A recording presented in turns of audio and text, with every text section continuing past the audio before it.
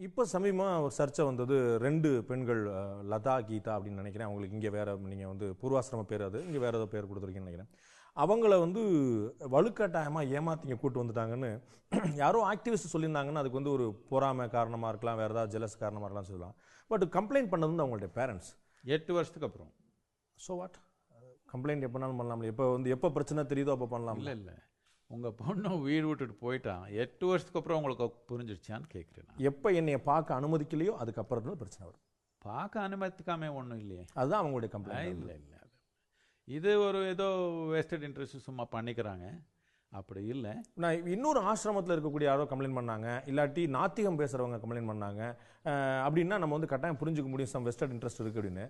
But அந்த பிள்ளைங்களுடைய parents பண்ணும்போது how we can doubt their intention? சாமி, இந்த காலத்தில் நீங்கள் எந்த மாதிரி காலத்தில் இருக்கிறீங்கன்னா, தாய் தந்தை என்னென்ன பண்ணுற தாய் தந்தையே இப்போது நீங்கள் திருப்பூரில் பார்த்தீங்க, நீங்கள் எல்லாம் நியூஸ் ரிப்போர்ட் பண்ணீங்க, அந்த பொண்ணு ஏதோ தலித் பையனை கல்யாணம் பண்ணிடுச்சு, ரோட்டில் வெட்டி போட்டாங்க, பொண்ணு பையனை 2 பேரும் வெட்டிட்டு போட்டாங்க. அப்படின்னு தாய் தந்தை எப்படி வெட்ட முடியும், தாய் தந்தை வெட்ட முடியும்னு அப்படியே நியூஸ் பண்ணுறீங்களா? தாய் தந்தை தானே வெட்டினாங்க. 1 2 வெட்டியிருக்காங்களா தாய் தந்தை உலகம் முழுக்கமா? நிறைய வெட்டியிருக்காங்க தானே. தாய் தந்தை எப்படி பண்ணிட்டாங்கன்னா தாய் தந்தையும் பண்ணுறாங்க, என்ன பண்ணுறது? அவங்களுடைய கம்ப்ளைண்ட்ல உண்மை இல்லைன்னு சொல்றீங்களா? அவங்க வந்து இதற்கு முன்னாடி அனுமதிச்சாங்க, அவங்க they were very well aware that both 100% they were aware. They've been coming here regularly every 3-4 months. They're visiting, staying in the ashram, happily being with their children. Suddenly something, I don't know what is the intention. I don't want to speculate on that, but definitely there is a vested interest in this. This is not about their children. This is about something else. But அவங்க பாருங்க, நம்ம வந்து இது complaint ஏற்கனவே சொன்ன complaint பண்ணவங்க அவங்க parents மட்டும்தான். இதுக்கு பின்னாடி வேற யாருமே பேட்டி கொடுக்கல. அப்படி நீங்க சொல்லுங்க, நான் தெரிஞ்சுக்கிறேன். தட் இஸ் வை நான் சொன்னது என்னன்னா, இது ஸ்பெக்குலேட் பண்ண விரும்பல நான். ஆனால் நம்ம கவனத்தில் வந்திருக்கதே நிறைய விஷயம் நடக்குது பின்னாடி. சில பேர் இருக்கிறாங்க, இல்லைன்னா 8 வருஷம் இங்கே தொடர்ந்து வந்து போயிருக்காங்க, அவர் அனுமதியோட வந்திருக்காங்க குழந்தை, அவர் கூட நல்ல தொடர்பு இருக்குது, ஃபோனில் பேசிக்கிறாங்க, வந்து விசிட் பண்ணுறாங்க, எல்லாமே தொடர்ந்து நடந்துருக்கு. அது எல்லாமே ஸ்டாப் ஆன பிறகு தான் அவங்க வெளியே வர்றாங்க. யார் ஸ்டாப் பண்ண? அப்படிதான் அவங்க சொன்னாங்க. அது தப்புங்க. இந்த பேட்டி கொடுத்தப்போ கூட வந்து போயிருக்காங்க. அப்படியும் நாம் அவருக்கு வரவேற்பு பண்ணி எப்படி ஒரு கெஸ்ட் எப்படி ட்ரீட் பண்ணுவோம் அப்படியே ட்ரீட் பண்ணி அனுப்பியிருக்கோம். நாளைக்கு இந்த அவருடைய குழந்தைய அவர் பார்க்க விரும்பலைன்னா நான் என்ன பண்ண முடியும்? This is not my problem, it is between them. என்னென்ன அடிப்படையாக எந்த பிரம்மச்சரிக்கா அவர் தாய் தந்தையோ அவர் ஃபேமிலியோ வந்து மீட் பண்ணக்கூடாதுன்னு நாம யாருக்கு தடுத்தலை. எல்லாருடைய தாய் தந்தை வராங்க, நிறைய பேர் இங்கே இருக்கிறாங்க. இதே மாதிரி அப்பர்னான்னு நினைக்கிறேன் இன்னொரு லேடி, அவங்களுடைய பேரண்ட்ஸ் வந்து சொன்னாங்க இந்த மாதிரி எங்களை பார்க்க விடலன்னா, அதுக்கப்புறம் திருப்பி இவங்க போய் கன்வின்ஸ் பண்ணாங்க, நான் எப்படி நான் வந்து அங்கே சன்னியாசம் ஆகிட்டு நான் போகிறது தான், there is no change in my mind and mood. அப்புறம் கன்வின்ஸ் பண்ணி பண்ணாங்க. ஸோ எனக்கு என்ன இந்த மாதிரி கம்ப்ளைண்ட்ஸ் வந்து ஒரு புதுசாக ஏன் வருது? ஒரு நீ உங்களுடைய க்ரோத், இந்த இன்ஸ்டிடியூஷனுடைய க்ரோத், ஈஷா யோகா மையத்துடைய வளர்ச்சிங்கிறது வந்து முதல் நாளில் நடந்த விஷயம் இல்லை. மோர் தென் ஒரு 20 இயர்ஸாக ஸ்லோ அண்ட் ஸ்டடியாக வந்துக்கிட்டே இருக்கக்கூடிய விஷயம். 20 இயர்ஸாக இந்த மாதிரி கேம்பெயின் பண்ணியே இருக்காங்க சில பேர். 20 இயர்ஸாக a certain segment of the media has been continuously doing this to us. அதனால் நான் என்ன நினைக்கிறேன்னா, மரத்தில் மாம்பழம் ரொம்ப இருக்கிறதுனால தானே கல் வீசுகிறாங்க, வச்சுக்கிடுவோம், என்ன பண்ணுறது? வீசிட்டு கீழே மாங்காய் விழுந்தால் சாப்பிட்டு சந்தோஷமாக இருக்கட்டும், அவ்வளோதானே, எனக்கு ஒன்றும் பிரச்சனை இல்லையே. இல்லை, காய்ச்ச மரம் தான் கல்லடி படும் அப்படின்னு ஒரு பழமொழி இருக்குது, அதுதான் நீங்கள் சொல்கிறீங்க. அதே மாதிரி நெருப்பு இல்லாமல் புகையாது அப்படின்னு இன்னொரு பழமொழியும் இருக்குது. உள்ளே ஏதோ ஒன்று இருக்குது, அதனால தான் அந்த மாதிரி வந்து வெளியில் வருது. உள்ளே ஏதோ ஒன்றும் இல்லை, ரொம்ப இருக்குது. இது ஒன்றும் இல்லாமையே உட்காந்துருக்குறோம், இங்கே ரொம்ப விஷயம் இருக்குது. நீங்கள் வந்து புரிஞ்சுக்கணும்னு என்னுடைய ஆசை. இந்த மாதிரியான கம்ப்ளைண்ட், அதாவது என்னுடைய பொண்ணை என்னுடைய குழந்தைகளை வந்து இந்த மாதிரி என்னுடைய அனுமதி இல்லாமல் எடுத்துகிட்டு போயிட்டாங்க, இல்லாட்டி சன்னியாசம் வாங்கிட்டாங்க, இல்லாட்டி கன்வின்ஸ் பண்ணிட்டாங்க, இந்த மாதிரியான கம்ப்ளைண்ட் ஏன் வேறு ஆசிரமங்களில் வரலை? எல்லா இடத்துலையும் வந்திருக்குதுங்க. அவரெல்லாம் கொஞ்சம் மீடியா மேனேஜ் பண்ணுறாங்க, நான் மேனேஜ் பண்ணல. நான் முதல்லேருந்து சொல்லியிருக்கேன், மேனேஜ் பண்ண வேண்டாம், என்ன வேணாலும் சொல்லிக்கிட்டோம். நமக்கு ஒரே ஒரு சக்தி இருக்குதுங்க, உள் சக்தின்றது இருக்குது. என்னமே பண்ணுங்க, இது போய் எப்படி இருந்தாலும் குறிக்கோள் சேருதுன்னு எனக்கு தெரியும். எப்படி இருந்தாலும் எந்த நோக்கத்தில் நாம் இது உருவாக்கி இருக்கிறோம் அந்த நோக்கம் நிறைவேறும்ன்றது எனக்கு 100%, 100%. இதை பற்றி சும்மா மன உறுதி இல்லை, இது வேற மாதிரி உறுதி. எப்படியும் போய் குறிக்கோள் சேருது. நடுவில் என்னென்னமோ ட்ராமா நடக்கட்டுமே. ஒரு டிரான்ஸ்பரன்சி இல்லை, ஒரு வெளிப்படைத்தன்மை இல்லைன்னு நீங்கள் நினைக்கலையா? இல்லை இன்னும் தேவை நீங்கள் நினைக்கலையா? என்ன டிரான்ஸ்பரன்சி பண்ணணும்னு சொல்லுங்க. இப்போ நான் உங்க முன்னாடி உட்காந்துருக்கேன், நீங்க எது கேட்டாலும் நான் சொல்றதானே பதில். இன்னும் என்ன டிரான்ஸ்பரன்சி பண்ணணும்? It is not about individual, it's about institution. Institution தான். இன்ஸ்டிடியூஷனில் டிரான்ஸ்பரன்சி இல்லாமல் என்ன? இப்போ இது ஒரே ஒரு இன்ஸ்டிடியூஷன். நீங்கள் எனக்கு தெரிஞ்ச அளவுக்கு இந்த ஒரு இன்ஸ்டிடியூஷனில் ஃபேமிலின்றது கிடையாது. யார் டெடிக்கேட்டடாக இருக்கிறாங்களோ, யார் கமிட்டடாக இருக்கிறாங்களோ அவருக்கு தான் பொறுப்பு. இங்கே நிறைய இன்ஸ்டிடியூஷனில் அவர் ஃபேமிலி உட்காந்து எல்லாம் நடத்துக்கிறாங்க. அப்படி இல்லை. 100% எல்லாமே ஃபினான்ஸ் என்ன ஆடிட் பண்ணுறோம், மித்ததன்னு எல்லாமே 100% ஓப்பன் ஆஸ் பர் த லா. டிரான்ஸ்பரன்சியில் என்ன பண்ணணும்? நான் இப்போ அபர்ணா வந்து அவங்களுடைய பேரண்ட்ஸ்ட்ட போய் சொல்லி அவங்களை கன்வின்ஸ் பண்ணி வேறு யாரோ ஆக்டிவிஸ்ட்லாம் அது காரணமாக இருந்தாங்க, நான் எப்பயும் போகிறதா அவங்கெல்லாம் தேர் ஹாப்பின்னு சொல்லிட்டு ஒரு ப்ரெஸ் மீட்லாம் கொடுத்து போலீஸில் கம்ப்ளைண்ட்லாம் கொடுத்து இந்த 2 பொண்ணு கூட கொடுத்தாங்க இல்லையா? எஸ். அதே மாதிரி இல்லை, எதுக்கு அதை நீங்கள் எடுத்துக்க மாட்டீங்க? இந்த 2 பொண்ணு கிளியராக சொன்னாங்களா இல்லையா? எஸ். நாம் இங்கே வந்தது விருப்பத்தோட வந்தோம், தாய் தந்தை கேட்டு தான் வந்தோம். இப்போ எதுக்காக இப்படி பண்ணுறாங்க நமக்கு தெரியலன்னு கிளியராக சொன்னாங்க இல்லையா? திருப்பி என்ன? 2 சைடு இருக்குது.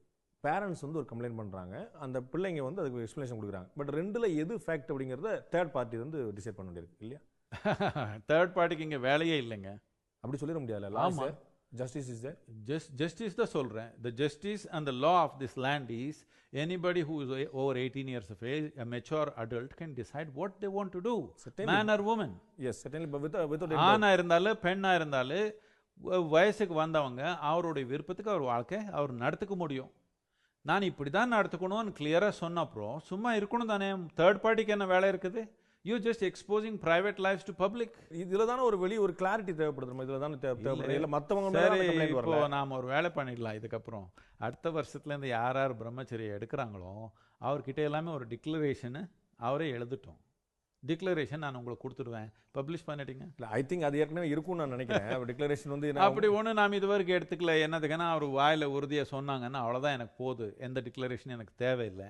பட் உங்களுக்கு தேவைன்னா எழுதி கொடுத்துடலாம், அதுக்கு என்ன? இல்லை அப்புறம் நாங்கள் அடுத்து ஒன்று சந்தேகப்படுவோம், அது வந்து கட்டாயப்படுத்தி எழுதி வாங்கினதா அப்படின்னு கேட்போம். நீங்கள் வந்து அவரெல்லாம் இன்டர்வியூ பண்ணுங்க. நான் இன்டர்வியூ பண்ண மாதிரி நான் சன்னியாசம் கொடுக்கறதுக்கு முன்னாடி நீங்கள் இன்டர்வியூ பண்ணுங்க. ஓகே, உங்களுடைய பர்சனல் வில்லிங்னஸ் இருக்குதா இல்லையா கேட்டுக்கோங்க, அதுக்கு என்ன? இல்லை நம்ம இந்த சன்னியாசம் பெறக்கூடிய மைக்ரேஷன் அப்படிங்கிறது வந்து இதற்கு முன்னாடி பல ஆயிரம் வருஷங்களா நடந்துட்டே இருக்கு. இது வந்து புதுசு இல்லை. நம்ம you are not the first person. என்ன பண்றாங்கன்னா சன்னியாசம் அந்த மைக்ரேஷன் வந்து அவ்வளவு சாஃப்டா எந்த கான்ட்ரோவர்சியும் இல்லாம ஆதிசங்கரர்ல இருந்து அவ்வளவு ஆயிரக்கணக்கான ட்ரெடிஷனல் அந்த ஊர்ல நடந்துகிட்டே இருக்குது. அப்போ வந்து எங்கே கான்ட்ரோவர்சி? அவ்வளவுதான். இது என்னன்னா பிரச்சனை இவ்வளவுதான். இப்போ தமிழ்நாட்டில் இருக்கிறவங்க சன்னியாசம் எடுத்தா நான் என்ன பண்ணணும்? நான் இன்னொரு ஆசிரமம் ஹிமாலயத்தில் ஆரம்பித்து அங்கே அனுப்பிடணும் 10 வருஷம். அப்போ சும்மா இங்கே இருப்பாங்க எல்லாருமே, தாய் தந்தை மாமா அத்தை எல்லாம் சும்மா இருப்பாங்க. இப்போ இங்கே இருக்கிறதுனால பண்றாங்க. முதல்லேருந்து இப்படி தாங்க. தமிழ்நாட்டிலேயே நிறைய இல்லை சன்னியாசம் எடுத்தாங்கன்னா எங்கேயோ போயிடுவாங்க, இவர் கையில் கிடைக்க மாட்டாங்களே, அதனால சும்மா இருக்கிறாங்க. கைலாயத்தில் கிடைப்பாங்க.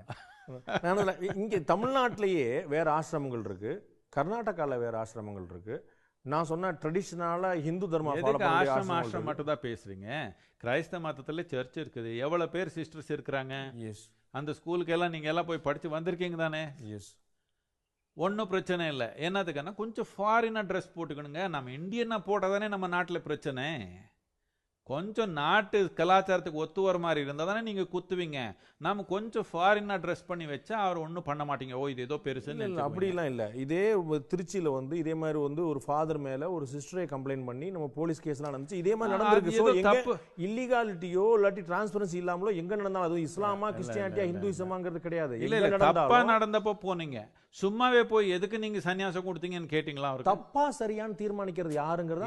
இல்லை தப்புன்னா வேற ஏதோ தப்பு நடந்தது அந்த சிஸ்டருக்கு, அதுக்காக போனீங்க. சும்மா சன்னியாசம் கொடுத்ததுக்கு மதர் தெரேசா கிட்ட 2000 சன்னியாசி இருக்கிறாங்க. மதர் தெரேசாக்கு எதுக்கு நீங்கள் சன்னியாசம் கொடுத்தீங்கன்னு போய் ஆட்டி விட்டிங்களா? ஒன்றும் பண்ணலையே. என்கிட்ட வெறும் 200 தான் இருக்கிறாங்க. நான் எல்லாருக்கும் சன்னியாசம் 2 கோடி மக்கள் இருக்காங்க நம்மக்கிட்ட. நான் எல்லாருக்கும் சன்னியாசம் கொடுக்கல, வெறும் 200 பேருக்கு தான். அது நான் கொடுக்கல, அவர் அது இல்லைன்னா உயிரோட இருக்க மாட்டேன்னு சொன்னதுனால கொடுத்தேன் நான். இந்த பேரண்ட்ஸை நீங்கள் ஏன் கன்வின்ஸ் பண்ணக்கூடாது? 2 பேர், நீங்கள் வந்து 2 கோடி பேர் வந்து உங்களுடைய ஃபாலோவர்ஸ் இருக்கிறாங்க. நான் கன்வின்ஸ் பண்ண மாட்டேன். நீங்கள் பண்ண வேண்டியல அந்த குழந்தைகள் அவங்க அப்பாவை வந்து அவங்க அம்மா வந்து கன்வின்ஸ் பண்ணிருக்கலாம்ல. ஒரு சாதாரணமாக முடிஞ்சிருக்கும் விஷயம். நீங்கள் கோர்ட்டுக்கு போலீஸுக்கு கலெக்டருக்கு போகிறதுக்கு பதிலாக அந்த பேரண்ட்ஸ்ட்ட போயிருந்தா? இல்லை நீங்கள் நான் இந்த சொன்னேன் இல்லையா, முதல்ல 3 வருஷம் 4 வருஷம் வெயிட் பண்ணி வைக்கிறோன்னே, அதில் நடுவில் இங்கே 3 மாதம் இருந்தால் 1 மாதம் வீட்டுக்கு அனுப்புகிறோம். வீட்டில் போய் பேசிட்டு வாங்க, உங்கள் பெற்றவங்க உங்கள் வளர்த்தினவங்க ஒரு நன்றி இருக்கணும் உங்களுக்குள்ள, பேசிட்டு தான் வரணும் கட்டாயமான்னு சொல்கிறேன். இங்கே யார் ஒரு சன்னியாசி கூட தாய் தந்தை கூட பேசாமல் இங்கே வந்தவங்க ஒரு ஆள் கூட இல்லை.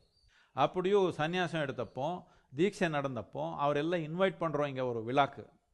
எல்லாரும் வந்து நல்லா சாப்பிட்டு விழாவில் ஈடுபட்டு போயிருக்காங்க.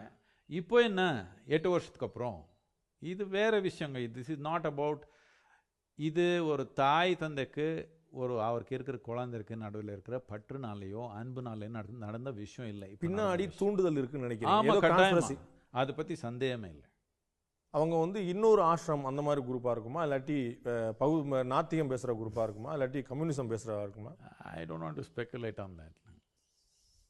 இல்லை, அந்த focus could be on that side இல்லையா? நம்ம எது என்ன இருக்குது அப்படின்னு சில பேர் இருக்கிறாங்க, வயிற்று போக்குக்காக என்ன வேணாலும் பண்ணுவாங்க. நாம் பிரம்மச்சரியனை எதுக்கு எப்படி வளர்த்தணுன்னா, வயிற்று போக்கு பற்றி கவனமே இல்லை, அப்படி வளர்த்தணும். வயிற்று போக்குக்காக எது வேணாலும் பண்ணுறேன்னா அது வேறு மாதிரி விஷயம். அதை பற்றி நான் பேச விரும்பல. ஸோ பணம் கேட்டு மிரட்டுறதுக்கான ஒரு முயற்சி அப்படின்னு சொல்லலாமா? இல்லை, அவர் ஒன்றும் நம்ம ஒன்றும் பணம் கேட்கல, செலவு பண்ணுறாங்க சில பேர் நம்ம மேலே. உங்களுக்கு எதிராக செலவு பண்ணுறாங்க, நம்ம மேலே செலவு பண்ணுறாங்க. அப்போ என்ன காரணம் இருக்க முடியும்? நான் வந்து உங்கள்கிட்ட வந்து பணம் பறிக்கிறக்காக சில விஷயம் முயற்சி பண்ணலாம். when I spend my own money against you, there should be some reason. இருக்கணும் தானே. நீங்கள் தானே இன்வெஸ்டிகேட்டர், நீங்கள் கண்டுபிடிக்கணும் தானே, உங்கள் வேலை தானே அது.